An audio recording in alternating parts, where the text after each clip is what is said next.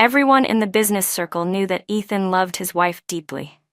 Yet behind my back, he secretly kept an 18-year-old girl, claiming she looked exactly like how I used to be.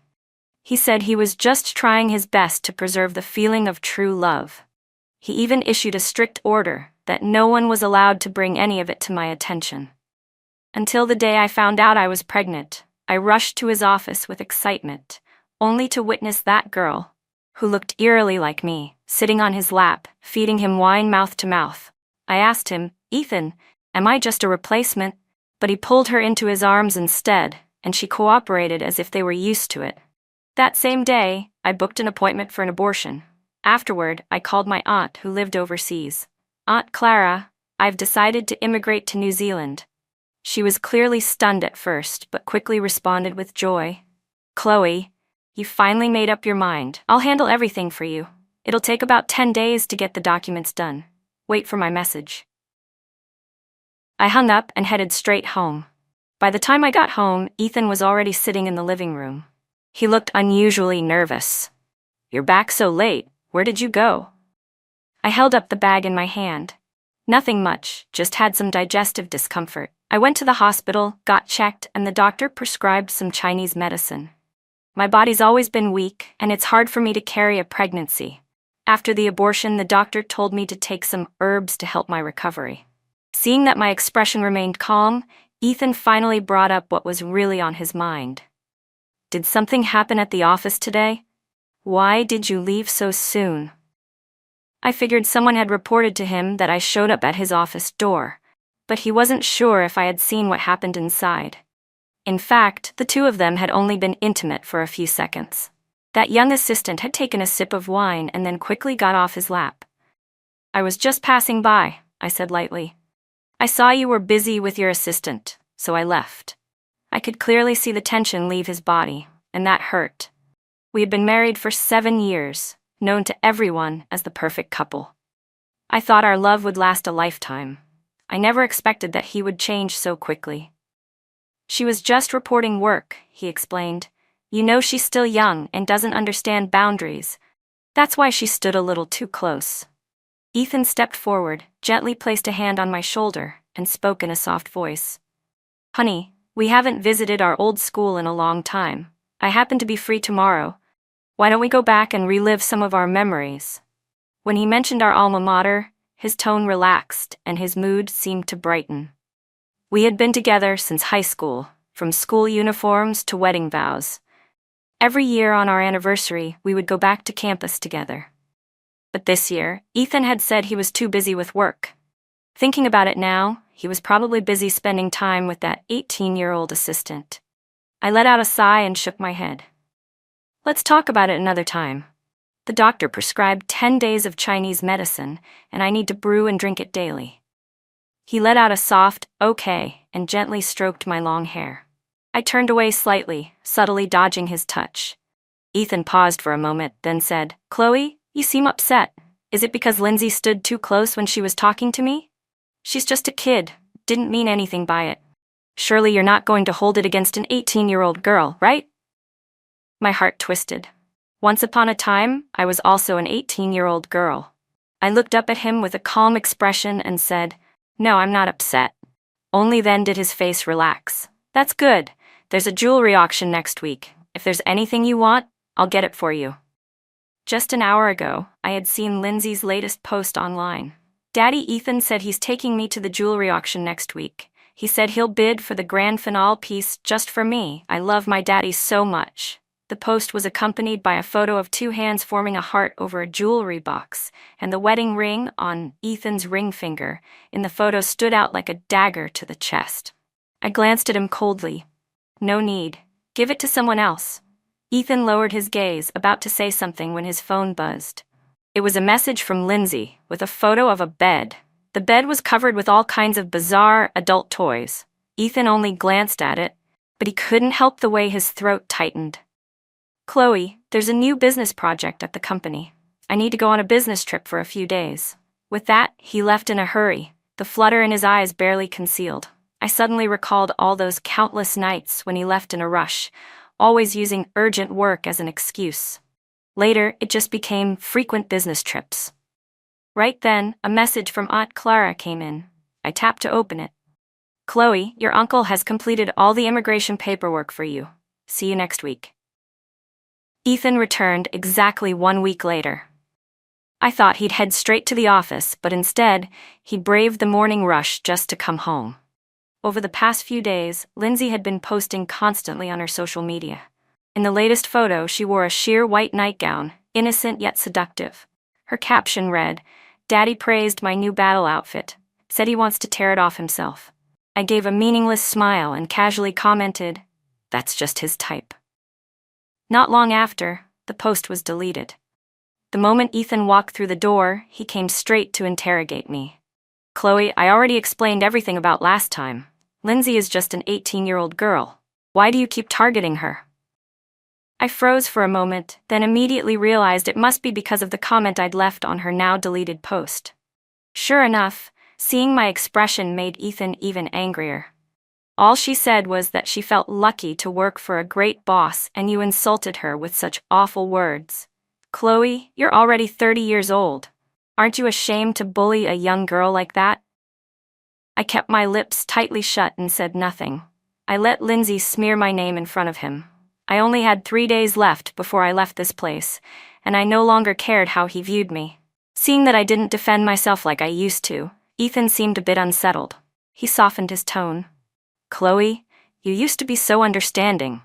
Why have you become so unreasonable lately? Is it because you're not feeling well?" He placed a large paper bag on the table and personally ladled out a bowl of steaming porridge. "This is a special digestive porridge I asked the old house's kitchen to make for you. Didn't you say your stomach's been upset? I told them to prepare a serving for you every day. I'll bring more back tomorrow morning." He scooped up a spoonful and held it to my lips. "Every time you feel unwell, I wish I could take all your pain instead." I frowned, but didn't open my mouth.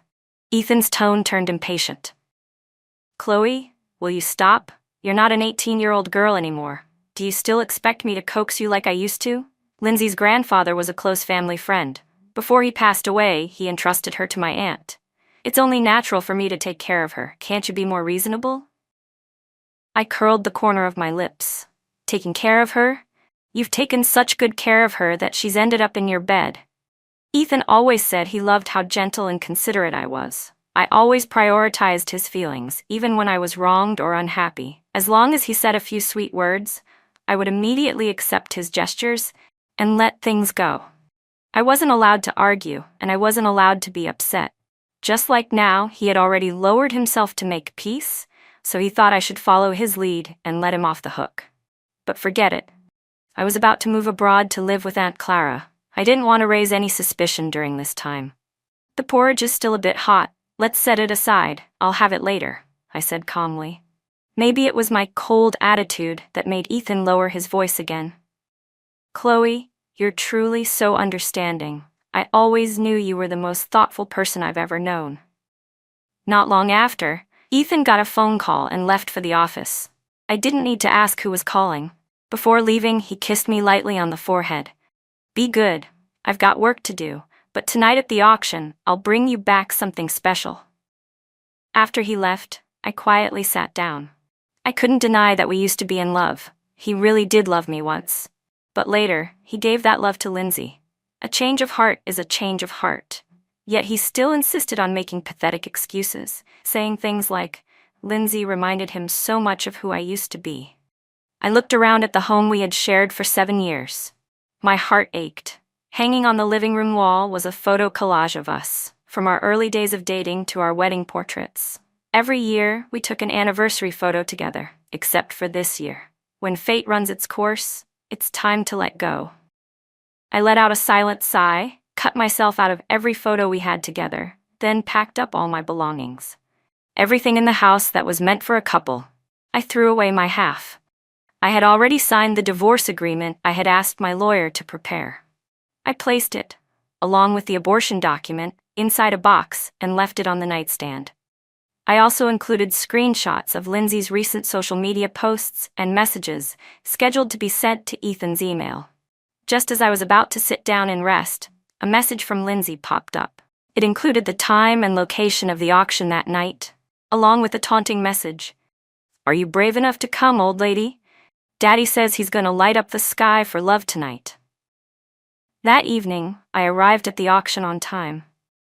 I hadn't planned to come. My flight to New Zealand was scheduled for later that night. I was about to leave for good. Why let a girl's provocation get to me?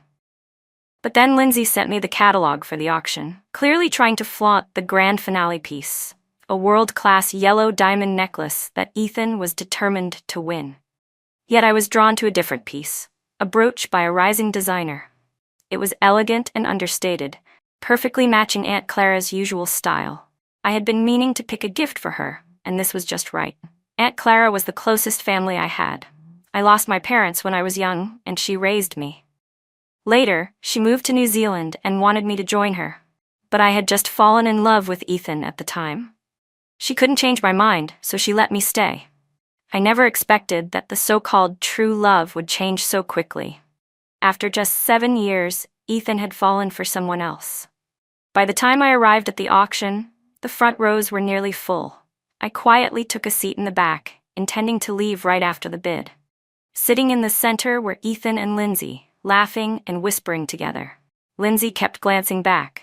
When she spotted me, the corners of her lips clearly curled up in a smug smile, like a proud little peacock. The grand finale pieces are always auctioned last.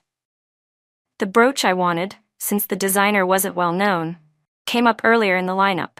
I easily secured it at a low price and was just about to leave when Lindsay's shrill voice called out from the front. "Hey, Auntie, why are you leaving after getting just one little trinket? The real treasures are still to come, especially tonight's grand piece. You'd regret missing it." Her sugary voice drew attention, and many people turned to look at me. Lindsay smiled at me triumphantly. I smiled back faintly. At 18, girls are meant to be bold, dazzling, and fearless. No wonder Ethan liked her. Seeing such a young, energetic, pretty girl, even I could understand the appeal. Ethan gently patted her on the head, motioning for her to quiet down. Then he glanced back, casually curious about who had caught Lindsay's attention. But when he saw me, his expression shifted drastically. It was the first time I had ever seen guilt and rage coexist on someone's face. Many familiar faces filled the auction room, people from Ethan's social circle. Lindsay's loud call made it impossible for him to pretend not to see me. With all eyes on us, he had no choice but to signal someone to escort me to the seat next to him. Then he used his gaze to tell Lindsay to move to an empty seat in the back. She stood up angrily, her eyes instantly red. "But we agreed I'd sit with you tonight," she snapped. Ethan's voice dropped coldly. "Lindsay, don't make me repeat myself." Her lips trembled as she held back tears. I gently touched Ethan's arm and said, "Let it go. Don't upset her. I've already got what I came for. There's no need for me to stay." His face darkened, clearly dissatisfied. "You're my wife. Why should an assistant take your seat? What's she upset about?" Perhaps the word assistant struck a nerve. The proud young woman burst into tears right there and stormed off to the back row in a fit of anger. Ethan held onto my hand, refusing to let me leave. At that moment, there was no way Ethan would let me leave. I had no choice but to sit beside him. I didn't have to turn around to feel the searing glare behind me, Lindsay's eyes burning with hatred, as if she wished she could kill me. When the grand finale began, Ethan successfully won the bid for the world-class yellow diamond necklace. Only then did Lindsay finally smile. As the auction came to an end, she looked at Ethan with hopeful anticipation, but he didn't spare her a glance. Instead, he turned to me and gently placed the necklace around my neck. I was about to refuse, but he pressed down on my hand and whispered, "Chloe, you deserve the best." Lindsay's face twisted in anger, and she stormed out. Ethan's gaze followed her subtly, and though his expression remained composed, the way his brows tightened and his fists clenched betrayed the turmoil in his heart. I smiled and took off the necklace, placing it back in his hands. Something this valuable should be kept in a safe at the bank. Ethan froze for a moment before relaxing slightly, holding the necklace tightly. But before he could say a word, I spoke first. "Still, thank you for the gift. I've prepared a surprise for you too. It's waiting on the nightstand in the bedroom." He hugged me, gently rubbing my back. "You're the best, Chloe. I can't wait to see what the surprise is." But while he embraced me, his right foot subconsciously angled toward the door, and the urgency in his eyes was impossible to miss. I knew he was in a hurry to go comfort Lindsay. I gave him a quiet smile. "If there's something urgent at work, go ahead." Ethan looked at me gratefully, then quickly left with the jewelry box. I followed shortly after, getting into the ride I had pre-booked and heading straight for the airport. Through the car window, I caught a glimpse of Ethan's black Maybach speeding past in the opposite direction. I turned my head and said in my heart, "Goodbye, Ethan. Goodbye forever." Ethan drove straight to Lindsay's apartment. A sudden tightness gripped his chest, an uneasy feeling that something important was slipping away. He couldn't shake the image of my calm expression when I gave him the necklace back.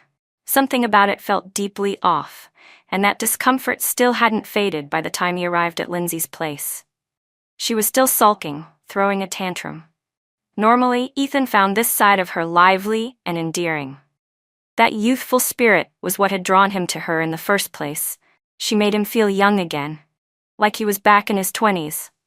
But now, he felt an unexplainable irritation. For once, he didn't comfort her. Instead, he simply handed her the jewelry box. Lindsay's eyes lit up the moment she saw it. Her lips curved into a smile. "I knew it. You're the best, Daddy. Let me put it on for you." It was the first time Ethan noticed how materialistic she seemed. Although he had always willingly spent money on her, even gifting her the luxury apartment she now lived in, something about her reaction to the yellow diamond necklace unsettled him. Lindsay was just 18 and not very skilled at hiding her true emotions. Only when she received extravagant gifts would her joy seem genuine. With the small presents, she usually just feigned delight. But Chloe was different. She also appreciated the expensive gifts, but what touched her more were the small, thoughtful trinkets he gave with sincerity. For the first time, Ethan realized that maybe Lindsay didn't love him the way she said she did. Lindsay ran off to the bedroom holding the jewelry box, acting all mysterious. "Just wait, Daddy. I'm going to change into my new battle outfit to match it." Ethan's frustration peaked. He suddenly had the urge to leave immediately and go find Chloe. Just as he was about to walk out, Lindsay reappeared. He stopped in his tracks. She was wearing a long purple satin gown. The thin silk clung lightly to her body without looking cheap, flowing with her movements in a way that left just enough to the imagination. Paired with her youthful face, it created a striking contrast that set every nerve in Ethan's body on fire.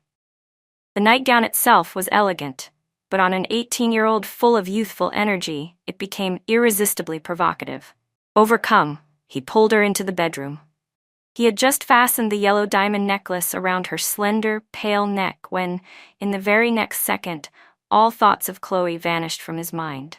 2 hours later, Ethan finally got out of bed, still lingering in satisfaction. He got dressed, ready to leave. But Lindsay grabbed his wrist, refusing to let go. "Didn't you say you'd stay with me tonight? You're an adult, you shouldn't break your promises." But this time, Ethan was determined to leave. He didn't even know why. He just had a strong urge to go home. He thought of how Chloe had told him at the auction that she'd prepared a surprise for him. He was eager to get back and see what it was. Lindsay clung to him, refusing to let go. Irritated, he finally snapped. "Can you not be so childish and unreasonable, Lindsay?" Lindsay threw a little tantrum, yanking her hand away forcefully. "So now you think I'm being too childish? Wasn't it you who said 18-year-olds should act like 18-year-olds? That being a little spoiled is what makes them cute?" Ethan regretted it then. He had indeed been drawn to Lindsay's bratty charm at first. What had started as fulfilling a promise to a family friend had developed into this complicated mess. And just like that, an image of me at 18 flashed through his mind. I had been willful too, but never with him. I never made demands. I gave him emotional support, steadiness. In that moment, he finally realized just how much he loved me. Without looking back, Ethan left. He had to go home and find me, to apologize. He had neglected me recently, and he swore he'd make it up to me by spending more time with me from now on. As for Lindsay, he would just send her abroad for school. A couple of years to mature, and maybe she'd be as sensible as I was. If she could stop being so spoiled, he wouldn't mind keeping her around. And if she eventually wanted marriage and children, he could give her a large sum of money to ensure a comfortable life. Lost in thought, Ethan soon arrived home. He unlocked the front door, calling out cheerfully, "Chloe, I'm back," but no one answered. Puzzled, he walked into the living room. At this hour, where could Chloe have gone? Then he saw the photo wall, where our picture together had been cut in half. His mind went blank. A terrible feeling crept over him. Then he noticed that every couple's item in the house had been split, my half all gone. He rushed to the bedroom and flung open the closet. All my things had disappeared. Panic took over. He grabbed his phone and called me. But all he got was the cold, mechanical voice. "The number you dialed is currently powered off." "Chloe, where are you?" He muttered to himself, redialing again and again, but each time the same dead response. Frustrated, he slammed the phone down. Dread filled him. For the first time, Ethan felt what it was like to be left behind. But he didn't want to believe that I had truly left, quietly, without a trace. After all, I had just told him earlier I had prepared a surprise for him. That's right, he remembered. I said there was a surprise for him on the nightstand. Ethan looked over and spotted the box. A wave of hope washed over his panicked heart. "See? Chloe loves me too much to leave me," he whispered to himself, picking up the box and placing it carefully on the bed. He lifted the lid and his heart dropped again. Inside were the divorce papers. The bold letters stared back at him. Divorce agreement. In disbelief, he flipped to the last page, hands trembling uncontrollably. There it was, my signature, clear and unmistakable. "Why? Why?" he muttered. "Chloe, don't scare me like this. Why do you suddenly want a divorce? Don't you love me anymore?" No one could possibly love him more than Chloe did. He remembered the time he had fallen inexplicably ill. The fever wouldn't break. Doctors tried every method they knew, but nothing worked. They said if it continued, it could become life-threatening. Chloe was terrified. The doctor had been the top expert in his field. If even he couldn't fix it, then there really was no solution. Chloe was desperate. She searched the internet for anything that could help, and found a post suggesting that praying at a temple might work, as long as the prayer was sincere. That gave her hope. If there was one thing she had in abundance, it was sincerity. She found a temple that people online swore was the most effective. It was at the top of a mountain, more than 5,000 steps high. Without hesitation, she set out. The moment she arrived at the base of the mountain, it started to pour. But she didn't stop. Ethan was still lying in bed with a burning fever. She couldn't wait. In the pouring rain, she climbed the mountain, bowing with every step. Over 5,000 bows. She lost count of how many times she slipped along the way. Her forehead was bruised and bleeding by the time she reached the top. And strangely enough, the moment he came down from the mountain and returned to the hospital, the doctor told him that Ethan's fever had broken. Chloe collapsed onto the floor and burst into tears. Days of suppressed fear and exhaustion finally poured out of her. Later, when it came time to return to the temple to fulfill her vow, Ethan went with her. Only then did he truly understand how difficult that mountain climb had been, especially on a rainy day. That was when Ethan silently vowed in his heart that he would treat Chloe well for the rest of his life. But how had he forgotten that promise? Was it because Chloe loved him too much, giving him the illusion he could do whatever he wanted? Or was it because he had fallen for someone else, because of Lindsay? No, that wasn't it. He loved Chloe. His heart had never changed. He was only drawn to Lindsay because of her youthful energy. Her innocent charm reminded him so much of how Chloe had been back then. But he had never once said he would abandon Chloe. So why did she leave him? Then, when he saw the abortion document beneath the divorce papers, it all became clear. That day, Chloe had just found out she was pregnant. She had gone to his office to share the happy news, only to walk in and see Lindsay sitting on his lap, feeding him wine mouth to mouth. The memory shattered him. Chloe had left without saying a word. He could only imagine how much pain she had been in. That child had been hard to conceive. And when she decided to terminate the pregnancy, her heart must have hurt even more than his. Ethan clutched the abortion report with both hands and sobbed uncontrollably. He couldn't stop, crying until he almost lost consciousness. Then his phone chimed, a notification. He grabbed it in a panic. Was it Chloe? Had she messaged him? But it was just an email alert. Disappointed, he nearly set the phone aside, but then something told him this email was important, that it was from her. As he tapped open the inbox, a message from Lindsay also came in.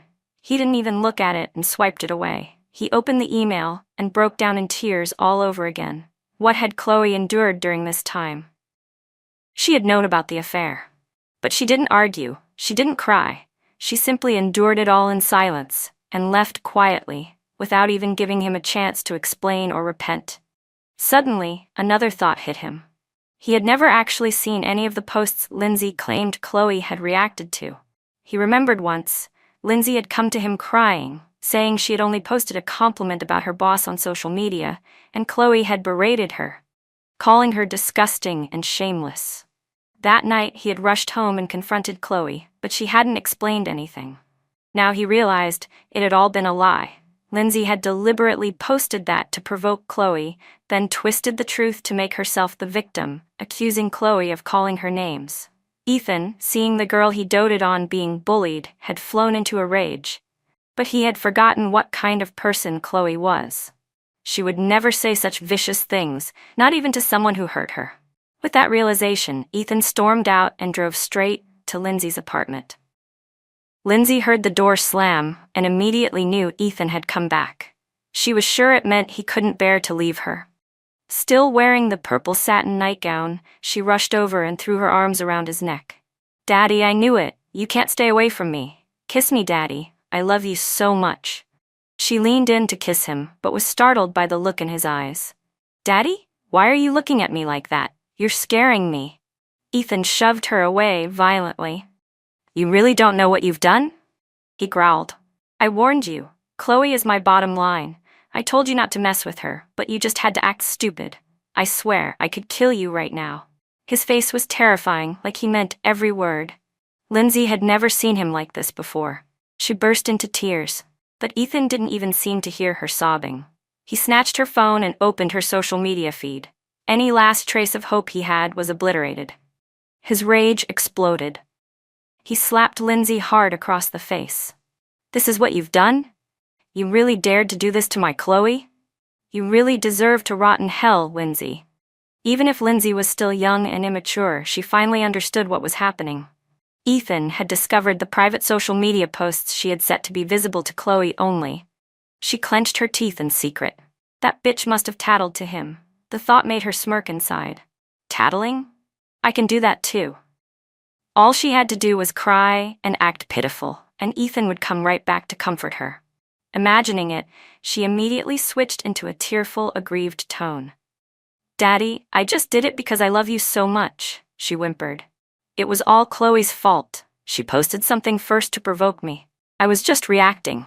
Don't let her fool you. She's way older than me. She knows way more tricks. She's trying to drive a wedge between us. She tattled on me to manipulate you." Lindsay thought her excuse was brilliant, clever, even. She was proud of how quickly she spun it. But Ethan saw right through her lies. "You think Chloe tattled," he said coldly. "If only she had. But she wouldn't even stoop to that level." His eyes darkened. "Lindsay, even now you're still trying to slander her? This is what I get for spoiling you. I'm giving you one last chance. I don't care what you have to do. Bring Chloe back to me. If you don't, I swear, I won't let you off." Lindsay realized Ethan was serious this time. Really, truly furious. She grabbed his hand, sobbing. "Daddy, don't be mad. It's my fault, okay? I just love you too much. I'm obsessed with you. I lose control when you're not around. I feel like I'm going crazy without you. Please, I'm begging you. I'm afraid of losing you. Me and our baby, we both need you." As she spoke, she placed Ethan's hand on her belly. She was thinking, "You've always wanted a child. Chloe couldn't get pregnant for years because of her health. But I can. I'll give you what she couldn't." She watched Ethan's face carefully, certain he would be moved. But what Lindsay didn't know was that the word baby had triggered Ethan's deepest guilt. His mind instantly replayed the moment he found out Chloe had gone alone to the hospital to abort a child, his child, one that had been hard to conceive. She hadn't even had a chance to share the joy with him before she was forced to endure the heartbreak alone. Rage surged in him once more. He shoved Lindsay so hard she staggered back toward the door. He was shaking with fury, his voice hoarse as he forced out 2 words. Abort it. No one but Chloe deserved to carry his child. Ethan stormed out, slamming the door behind him. At that moment, he only wanted to find Chloe. He was consumed by fear. Deep, bone-chilling fear. A gnawing sense that Chloe truly didn't want him anymore. No, I won't allow that. He threw everything he had into tracking her down. But no one knew where she'd gone. With his resources, it should have been easy to find one person, so why had Chloe vanished so completely? He was on the verge of losing it. In desperation, he called up a few of his close friends and went out drinking. They were shocked to hear how decisively Chloe had left him. In their eyes, Chloe was the perfect wife, the kind who loved Ethan to her core. Come on, Ethan. She's just mad. She'll come back, one of them said.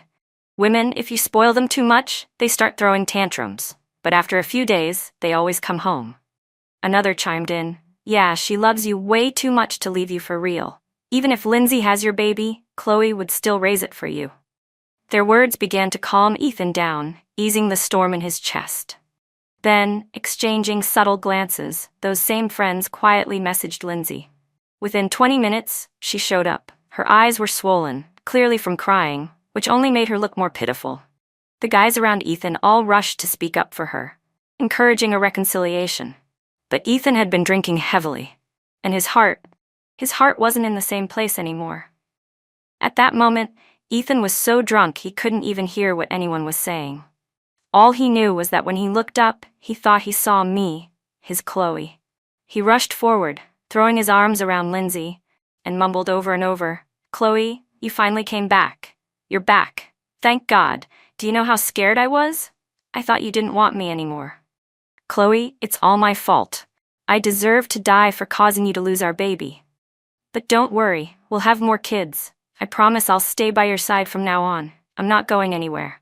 He buried himself in Lindsay's arms, sobbing, begging for comfort. Lindsay was absolutely furious. Ethan had mistaken her for Chloe. She hated when people said she looked like Chloe. Her 18-year-old pride couldn't take being compared like that, especially not in a moment this humiliating. Furious, she shoved him away. Ethan, look at me. I'm not Chloe, she shouted before bursting into tears and running off. Ethan snapped out of his drunken haze. He realized he had mistaken her for someone else. And in that moment of clarity, he finally understood. His heart had always belonged to Chloe. Covering his face with both hands, he broke down in anguish. His friends tried to console him, telling him to go after Lindsay, but he snapped, yelling at them with uncontrollable rage. Get out, all of you. Get the hell out. Holding a bottle in one hand, he glared at the so-called brothers who had tried to interfere. They quickly scrambled out of the room. Now alone in the private lounge, Ethan pulled out his phone and scrolled through old photos of me. Again, he wept uncontrollably. Chloe, I was wrong. Please come back. I can't get through a single day without you. I swear I'll never mess around again. I'll send Lindsay away. Please, please just come back. All those years, he had kept Chloe tucked away at home. Now that she was gone, where could she possibly have gone? Suddenly, something clicked. Chloe had an aunt who lived overseas. A flicker of hope reignited in him. He quickly ordered someone to check whether Chloe had left the country. The news came back fast. Chloe had indeed left the country, and she had filed for immigration. Because her immigration had already been processed, no further information was accessible. All he knew was that she had gone to New Zealand. That was when Ethan truly understood. Chloe really wanted to leave him. But he had failed her first. It was all his fault. He had to find her, apologize to her in person, and beg her to come back. At that time, I was working at a company in New Zealand. On my second day here, Aunt Clara had insisted I join one of her friend's businesses. I understood her intentions. She didn't want me wallowing in sadness, so she tried to keep me distracted. But honestly, I wasn't sad anymore. I liked the life I had after leaving Ethan. I no longer had to love someone with constant anxiety, no longer had to tend to every little detail of someone else's life. On this new land, my soul finally felt free. I had truly said goodbye to the past. What I didn't expect was to hear news about Ethan again so soon. Aunt Clara told me that several acquaintances back home had reached out to her on Ethan's behalf, trying to find out where I was. Chloe, I told them you weren't here, she said, but you should still be prepared. He could show up anytime. I nodded silently. Inside, a familiar irritation flared up. He was the one who betrayed our relationship. What does he want from me now? I had no interest in seeing him again. I moved into the company dorms.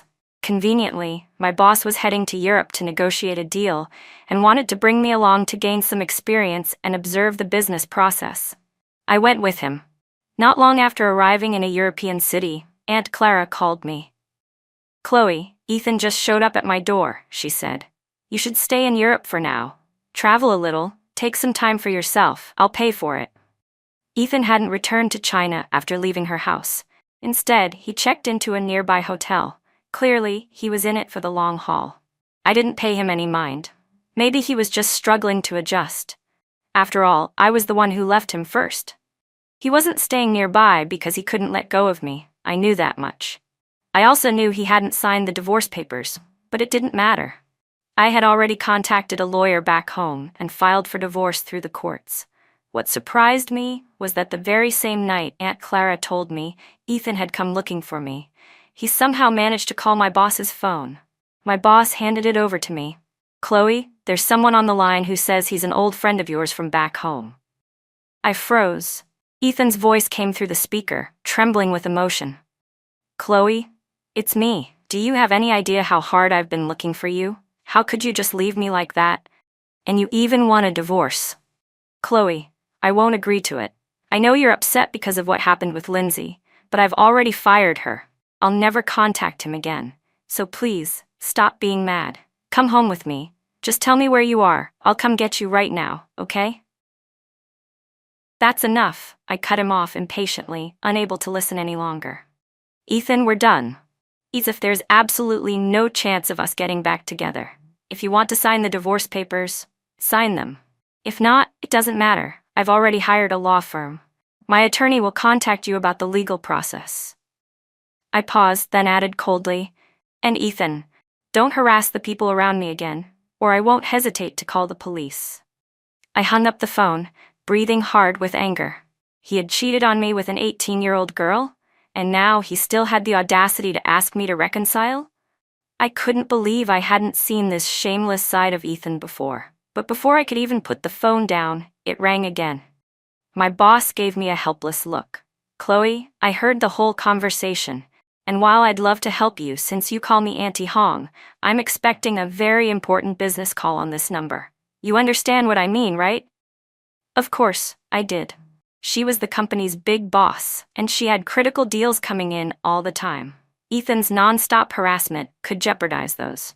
So I used my own phone to call Ethan back. Only then did he finally stop calling the company line.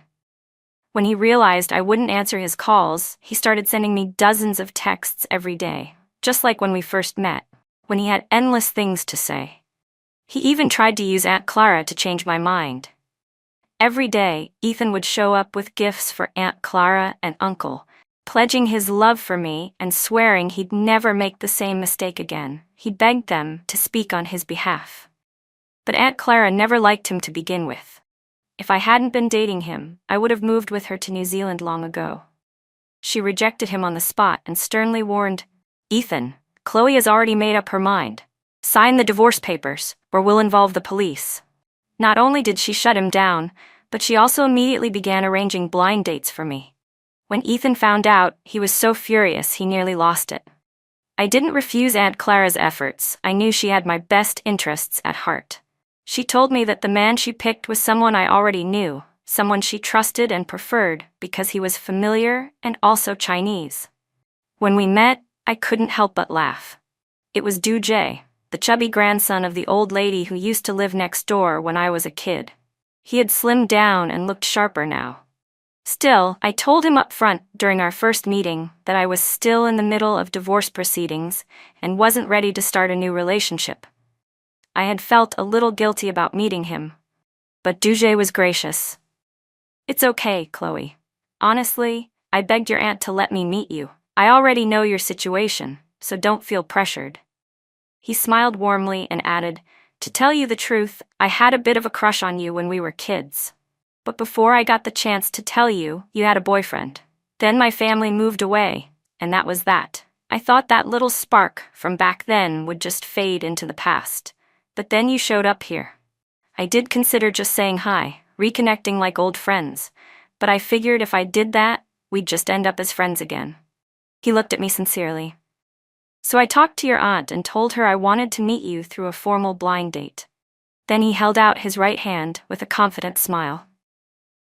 Chloe, let's start over. I'm your blind date. My name is Zane Du, he said, and I hope that when you're ready to start a new relationship, you'll consider me first. I nodded and reached out my right hand too. But before our hands could meet, a figure suddenly rushed in. Ethan threw a heavy punch at Zane's face. Zane reacted quickly, and the two of them began fighting. I yelled for them to stop, trying to pull them apart, but neither would back down. They kept grappling and trading blows until they were both bloodied and exhausted.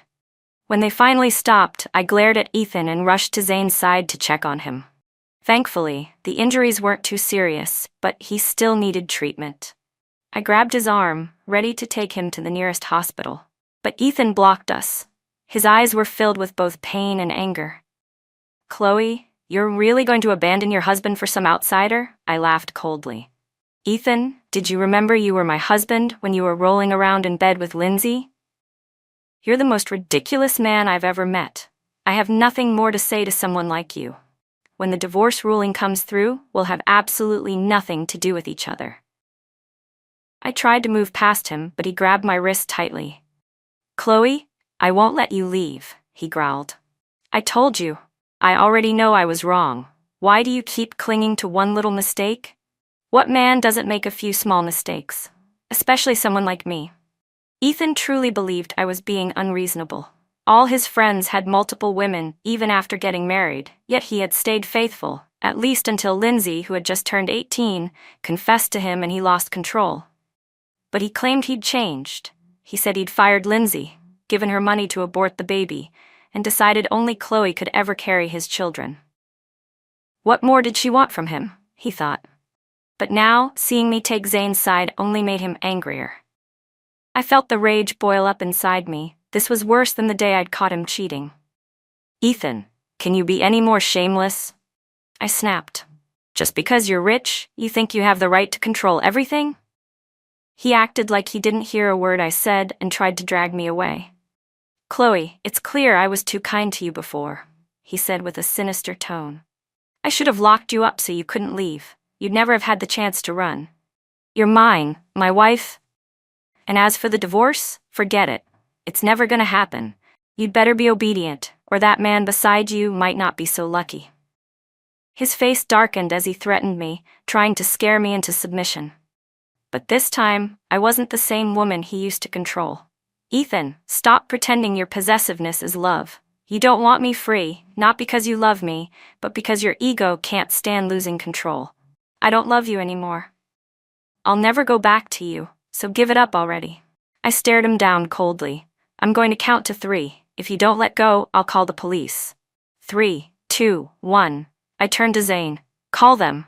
We both pulled out our phones and dialed the police. Officers reviewed the surveillance footage from the area. This wasn't a place where Ethan could act out like he did back home. His influence didn't stretch across borders. He was forcibly deported, humiliated, and disgraced. As he left, his face was pale with defeat. There was dried blood on the corner of his mouth. He looked at me one last time and said with deep sorrow, Chloe, maybe I just didn't know how to express love the right way. But I truly love you. I always have. You've had my heart from the beginning. Lindsay was just a fleeting mistake. I never meant to hurt you. Even the threats I made yesterday, I didn't mean them. I was just angry, jealous, and lost my mind. Chloe, please believe me. I love you, just like I always have. I looked at him, a trace of bitterness in my heart. If he'd said these words in the past, I probably would have been moved to tears. But now they just made me feel tired. I shook my head. Ethan, what's done is done. We can't go back. I've thought this divorce through very carefully. I hope you'll give it serious thought too, I said before turning and walking away. I heard his voice behind me, filled with despair and helplessness, calling out, Chloe. But life gradually returned to calm. After going back, Ethan finally signed the divorce papers. He even took the initiative to offer me financial compensation along with the expensive jewelry he'd given me over the years. He wanted to mail them to me. I declined all of it. Back then, I had loved him purely. My love was never about his money. As for earning a living, it wasn't that I didn't have the ability. I simply gave it up, because Ethan had wanted me to be his little caged canary. So I compromised. But now, looking back, I realized that no woman should ever give up her independence so easily, because people change. I threw myself back into work. Life at the company was hectic, but I enjoyed it. I met a lot of new friends, and most importantly, I got to stay close to Aunt Clara. Zane and I continued spending time together the way we always had, naturally, without pressure. I didn't know where it would all lead, and I didn't want to overthink it. Whatever happens, happens. 6 months later, I heard about Ethan again. It was a call from a hospital back home. The voice on the line was urgent. "Hello, are you the patient's wife?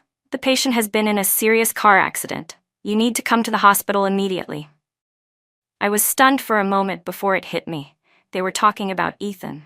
The caller continued urging me, but I quickly clarified, "I'm not his wife. Please contact his family right away." There was a brief pause on the other end before the person muttered, "That's impossible. Your number is listed as his emergency contact." But they hung up shortly after. What happened to him after that, I don't know. I didn't ask. I didn't try to find out. I just quietly wished him well.